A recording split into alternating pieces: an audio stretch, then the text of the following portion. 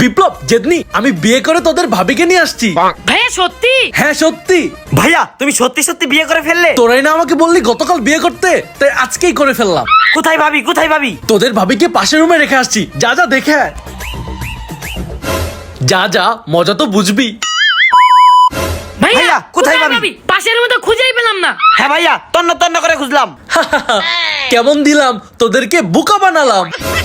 ভাইয়া তুমি আমাদের দুজনকে এইভাবে বোকা বানালে। কাজটা একদম ঠিক করনি ভাইয়া। আমরা দুজন বড় ভাইকে মজা দেখাবো। চল।